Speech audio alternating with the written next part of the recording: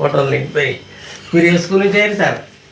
నేను new school స్కూలా? New school నుంచి చేశాను. 10 years 2015లో. 2015. అయితే మీరు మెదక్లో కూడా గవర్నమెంట్ హై స్కూలేనా? Government boys high school. Boys high school. ఇక అట్లే ఇటు వచ్చేది.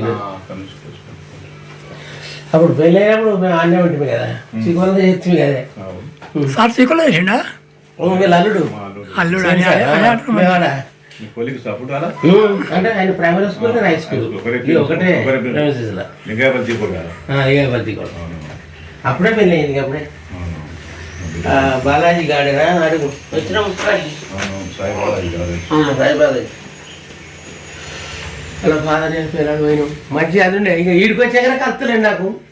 ఇట్లా కూడా ఇట్లా మాదికి ఉంటాడు శ్రీనగర్ కాలనీ అంటాడు. ఇక్కడనే ఇల్లు ఎప్పుడు చూడలే నేను. శ్రీనగర్ కాలనీ టైటిల్ ఆఫీస్ ఎందుకు మాధవ్ టవర్స్ ఉంటుంది. అది హైదరాబాద్ రోడ్స్ ఉంది కదా టైటిల్ ఆఫీస్, దాని పెడితే మాధవ్ టవర్స్ ఉంటుంది. మాధవ్ టవర్స్ వాళ్ళ నుంచి రాసిన నేను రాసి పెట్టాను. అక్కడ పేరు చెప్పండి. మీ పేరు మీ కథ మొదలుపెట్టి నా పేరు కేసుగారి రాములు. మా సొంత గ్రామం దుబ్బాక. మా నాన్నగారి పేరు రాజయ్య. మా తల్లి గారి పేరు గంగమ్మ.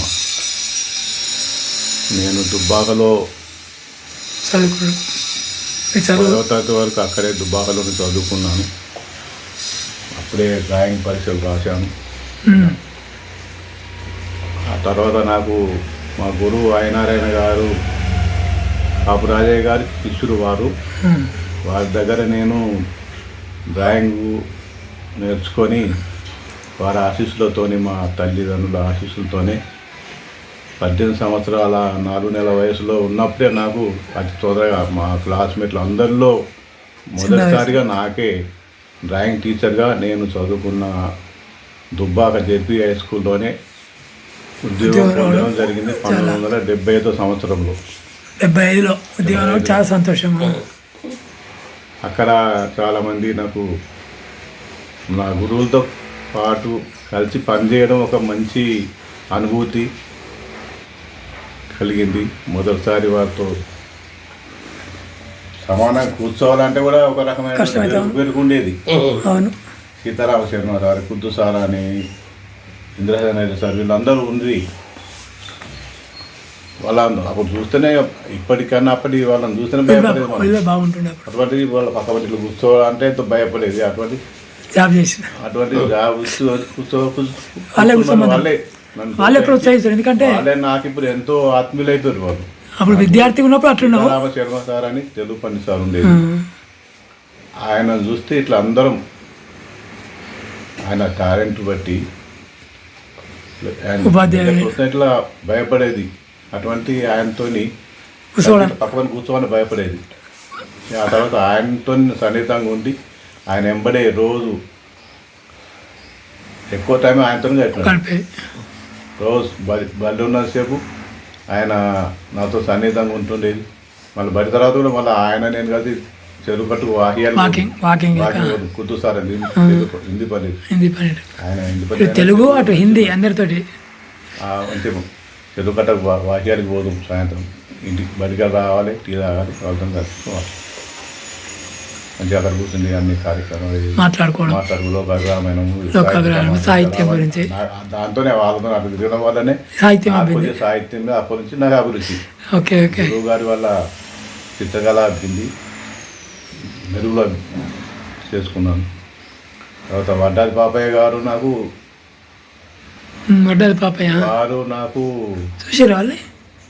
చూడగానే ఆయన చిత్రాల మీద అభిమాని, ఆయన ఏకలవ్య శిష్యునిగా నేను భావిస్తాను. చిత్రాలన్నీ కూడా ఆయన చిత్రాన్ని చూసి అనుకరించి స్వాతి పత్రికలు వచ్చేది అప్పుడు వస్తుండే.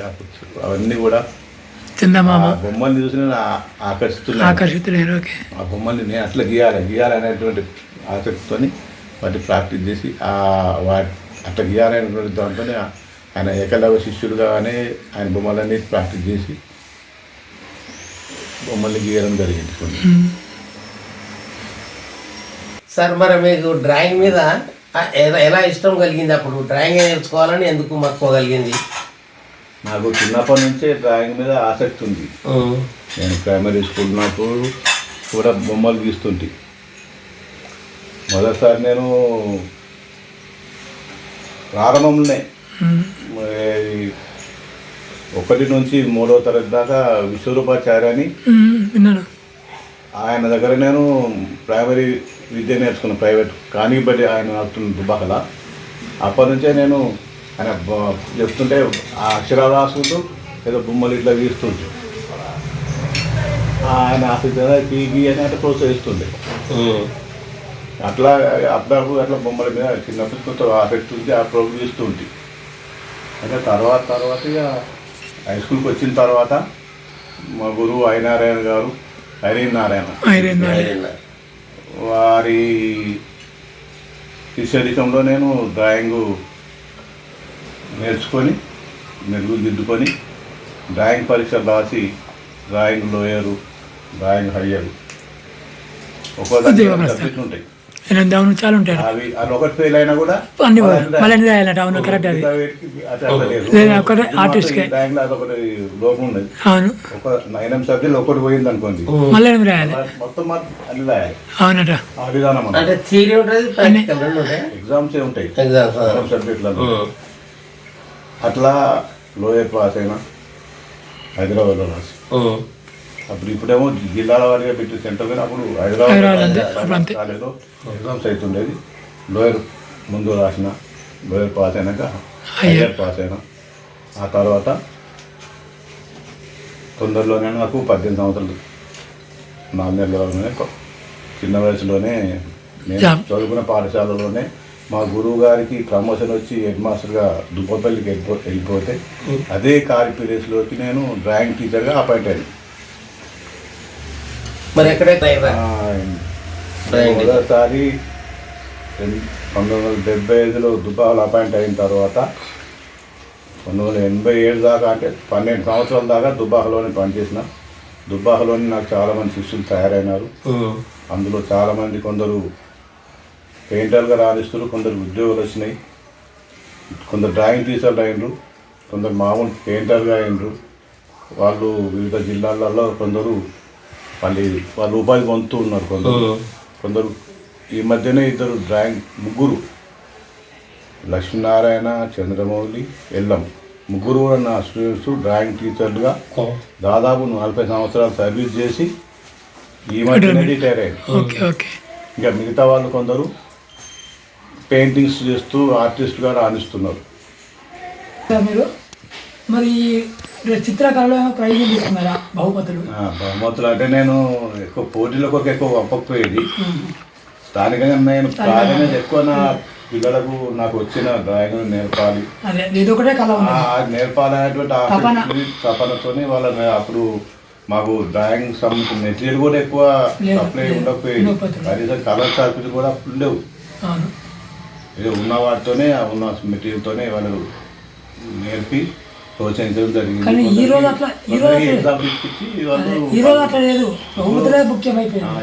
ఇప్పుడు అట్లా పోటీకి ఎక్కువ పంపలేదు.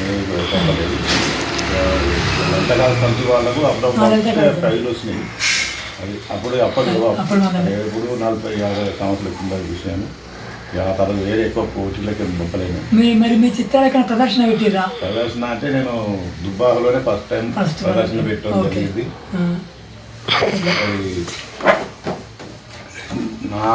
నేను గీసిన చిత్రాలు, నా స్టూడెంట్స్ గీసిన చిత్రాలు అన్నీ కూడా ఒక ఇదే డ్రాయింగ్ రూమ్లోనే ఇట్లే అన్ని ప్రదర్శన పెట్టేసి అప్పుడు దుబ్బాక కాలేజ్ అయింది.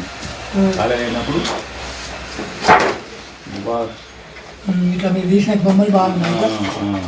ఇట్లా మేరకు నమస్తే తెలంగాణలో రావడం చాలా సంతోషకరం.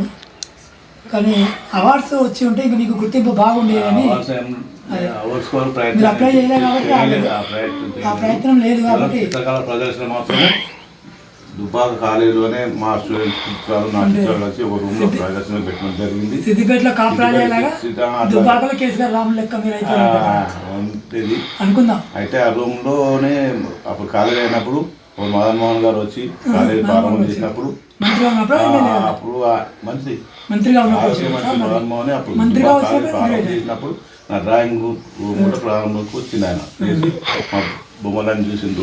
కాదర్ మీద డిఓ కాదర్ మీద వాళ్ళందరూ వచ్చారు. డీఓ కూడా వచ్చిండు. డిఓ కాదర్ మీద వాళ్ళందరూ వచ్చి ఇక మంత్రి వచ్చినప్పుడు డీఓ రాకపోతే వాళ్ళందరూ వచ్చారు. దుబ్బా ఇది సిద్దిపేట కళాశాల ప్రిన్సిపాల్ పేరు గుర్తులేదు. అప్పుడు వచ్చింది ఆయన కూడా.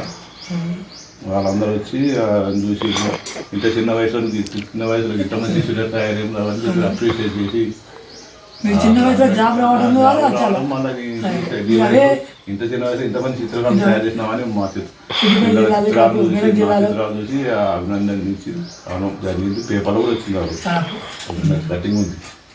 ఓకే సార్, మీ ప్రస్తావన తర్వాత మళ్ళా ఇప్పుడు 1994లో దుబ్బాకల చిత్రకళా ప్రదర్శన పెట్టింది. చిత్రకళా ప్రదర్శన చిత్రకళా నిలయం అని ఒకటి మా గురువు గారు ఉన్నప్పుడే ఆయనారాయణ గారు ఉన్నప్పుడే చిత్రకళా నిలయం అని ఒకటి సంస్థ ఏర్పాటు చేసి రిజిస్టర్ చేయించినాం. చిత్రకళా నిలయం చిత్రకళా నిలయం అని పెట్టినాం. నేను కళాకారులు వాళ్ళప్పుడు శిష్యులు మా గురువు ప్రెసిడెంట్, నేను సెక్రటరీ, మా శిష్యులు తొందరగా అందరూ. మరి దాని ద్వారా ఏం కార్యక్రమాలు తర్వాత రెండు అప్పటికి మా గురువు గారు 91లో తరగతులేదు. తర్వాత మిగతా నా శిష్యుల ప్రోత్సాహం చంద్రమౌళి, సత్యమని, లక్ష్మణ వీళ్ళందరూ చూసుకున్న వాళ్ళందరూ దాని ప్రోత్సాహంతో 2000 రాజమౌళి వీళ్ళందరూ ఉన్నారు. వీళ్ళందరూ ప్రోత్సాహంతో 1994లో రాష్ట్ర స్థాయి చిత్రకళ పోటీ ఏర్పాటు చేసి రాష్ట్ర స్థాయిలో చిత్రకళ పోటీ దుబ్బాకలో ఉండి కూడా ఏర్పాటు చేసి కాల్ఫార్ చేస్తే రాష్ట్ర స్థాయి నుంచి చిత్రాలని వచ్చినాయి. అప్పుడు నేనే ప్రెసిడెంట్, మా శిష్యులు మిగతా కార్యవర్గ సభ్యులు ఉన్నారు. వాళ్ళందరూ నేను అప్పుడు ఒడియాలను డ్యూటీ చేస్తున్నా. మా శిష్యులు లోకల్లో ఉండి వాళ్ళంతా ఆర్గనైజ్ చేస్తే నేను కార్యక్రమానికి వచ్చిన చెరుకుముత్తి రెడ్డి గారు అప్పుడు వారితో ప్రారంభం చేసి దుబ్బా బ్లాక్ ఆఫీసులో పెద్ద మీటింగ్ హాల్లో ఏర్పాటు చేసినాము. ఏర్పాటు చేసి చెరుకుముత్తి రెడ్డి గారు ప్రారంభం చేసిండ్రు. వాళ్ళంతా విమలాదేవి వాళ్ళందరూ వచ్చిండ్రు. 3 రోజులు చిత్రకళ ప్రదర్శన ఏర్పాటు చేసినాం. ఎక్కడెక్కడి నుంచి వచ్చారు గెలిచిన వాళ్ళకి ప్రైజ్ ఇచ్చినాం. శ్రీకాళహస్తి నుంచి కె దామోదరాచార్య అంటే ఆయన ప్రథమ బహుమతి అతనికి శ్రీకాళహస్తి నుంచి ఆయన వచ్చి బహుమతి చూసిన చాలా సంతోషపడ్డారు. ఎక్కడెక్కడ వచ్చారు రాష్ట్రంలో నలుమూల నుంచి వచ్చారు. వాళ్ళందరూ కూడా సర్టిఫికేట్ తయారు చేసినాం, వాళ్ళకి ఇచ్చినాం. అదొకటి అది అడిగింది. అప్పుడు రాజేశ్వర చిత్రాన్ని రాజేశ్వరిని అడిగి ఆయన చిత్రాలు కూడా మేము ఆయనకున్న ఆకర్షణ ఉండాలని చెప్పి ఆ చిత్రాలు కూడా తీసుకుని ఆ ప్రదర్శన పెట్టినాం. మేము వైభారేశ్వర్ కూడా వచ్చింది, ఆయనకు కూడా సన్మానం చేసినాం. రాజేశ్వర్ రమ్మంటే ఆయన రాలేదు. బాలేశ్వర్ వస్తే ఆయనకు కూడా మా గురువుతో సమానం అని చెప్పి, మా గురువు లేరు, మా గురువుతో సమానం అని చెప్పి సార్ కూడా సన్మానం చేసి వారి సన్మాన పత్రాలు ఇవ్వడం జరిగింది. బాలయ్య మీ యొక్క చిత్రకళ ప్రయాణము చాలా బాగా సాగింది. మీరు ఎన్నో మధురమైన జ్ఞాపకాలు ఉండవచ్చు. కాకపోతే ఇట్లా శిష్యులు వస్తుంటే శిష్య పరంపర ఉన్నది. ఇప్పుడు రుస్తుం గారు చిత్రకారులు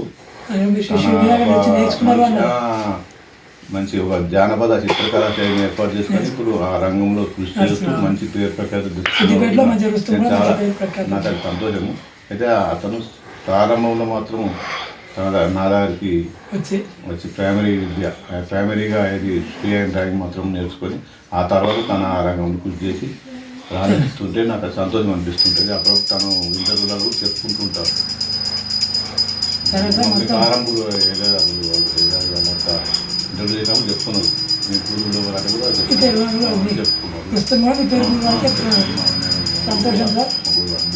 ఇలా మీ యొక్క ప్రస్తావనని తెలియజేసినందుకు ప్రజలకు, వాళ్ళకు చిత్రకారులకు బాగుంటుందని ఉద్దేశంతో పెందోట వెంకటేశ్వర్లు బాల సాహిత్య శిల్పి, తర్వాత శ్రీవాణి సాహిత్య పరిషత్ అధ్యక్షుడిని ఇట్లా ఇంటర్వ్యూ చేయడం జరిగింది.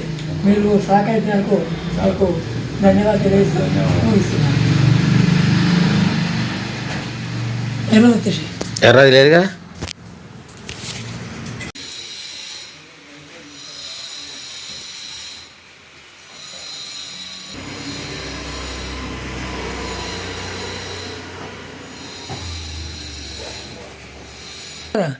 కొమరవెల్లి అంజయ్య వాళ్ళు ఎన్జిఓ భవనాలు ఇచ్చినప్పుడు రాజా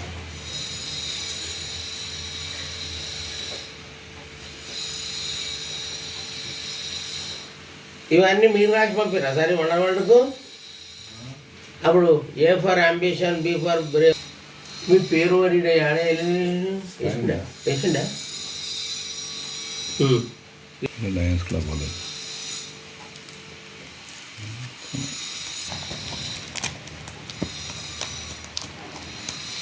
వల్ల వాళ్ళే సారు, నారాయణ సార్, చెరుకుముత్యం రెడ్డి, నేను పీడిఓ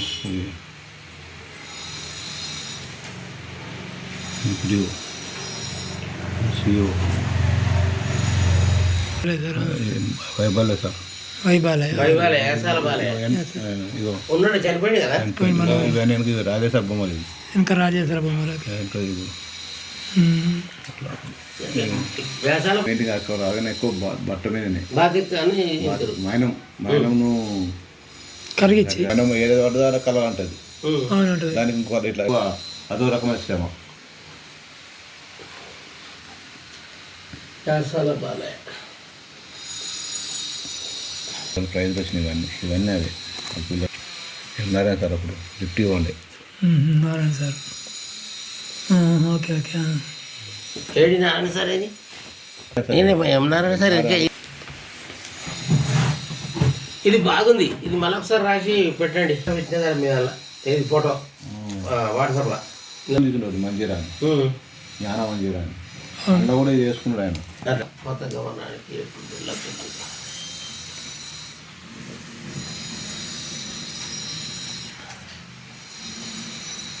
శివనంది నారాయణ తెలుగు ఆయన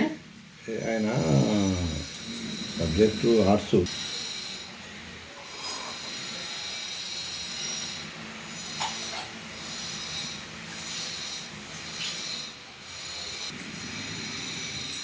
నాకు మొదటిసారి ఒక వచ్చు ఎప్పుడు నేను బాగా స్కూల్లో ఉండాలా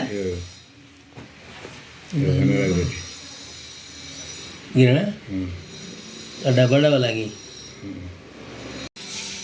మెదక్ సీమ విజ్ఞాన సర్వస్వం. బుక్ పెద్ద బుక్ కూడా చూడాలి. నాన్న మీద ఉన్నదిగా ఉండొచ్చు. మండలాలు అన్ని మెదక్ గుళ్ళు, దేవాలయాలని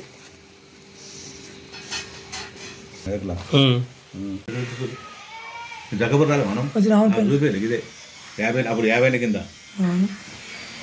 ఉన్నారు. అప్పుడు 50 తీసిన అప్పుడు ఈ ఫోటో 72లో అది శివాజీ వెరైటీ పిక్చర్. అది శివాజీ ఇది వెరైటీగా 72లో 9వ తరగతిలో 9th చదువుతున్నప్పుడు 9th 10th కదా ఇంటర్ జయదేవ్పూర్ ఏంటి అక్కడ జయదేవ్పూర్ నరసరావు పంతులు ఆడుకోవాలి కదా. పంతులు సుక్కలతో బొమ్మది అట్లా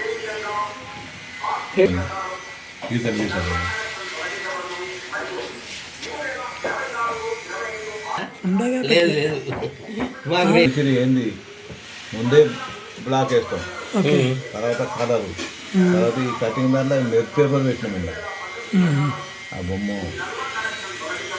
మెరుపుది పేపర్ది ఉంటాయి. Water painting